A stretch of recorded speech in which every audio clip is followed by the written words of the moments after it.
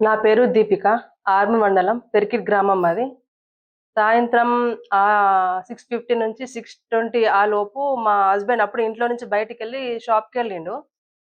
నేను అప్పుడే ఇంటికొచ్చిన. "ఉన్నారా అమ్మ" అని చెప్పేసి ఒక ఆవిడ ఇంటికొచ్చేసి మంచిగా రిలేటివ్స్ లాగా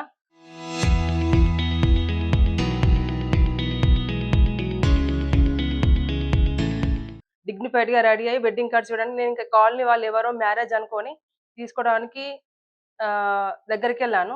ఆమె బండల్ వైస్‌గా వెడ్డింగ్ కార్డ్స్ తీసుకుంది. ఇస్తున్నట్టుగా ఇలా చేసి వెడ్డింగ్ కార్డ్ ఇస్తున్నట్టుగా ఇలా చేసి తలపైన గట్టిగా కొట్టింది. ఆ పాటికి గట్టిగా కొట్టడంతో కళ్ళంతా నాకు బ్లర్ అయిపోయినాయి. ఇట్లా మొత్తం తలంతా తిప్పేసినట్టయింది. అసలు ఏమనాలో, ఏది ఏం చేయాలో కూడా నాకర్థం కాలేదు. తను ఇలా పట్టుకోవడం మాత్రమే గుర్తుకుంది. తర్వాత అసలు ఏం జరిగిందో గూడా నాకు గుర్తులేదు.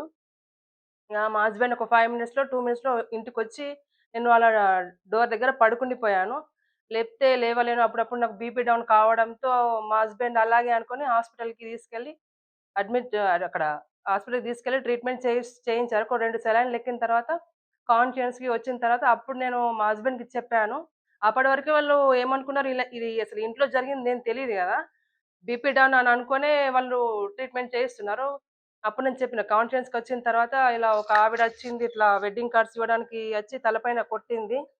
ఇలా పట్టుకున్నది మాత్రమే గుర్తుంది. చూసేసరికి 35 గ్రామ్స్ చైన్ మెడలో లేదు. వచ్చి తీసుకెళ్ళిపోయింది. తనసలు ఏం చేసిందో గూడా తెలీదు. బట్ నాకేం గుర్తు కూడా లేదు. కొట్టింది మాత్రమే గుర్తుకుంది.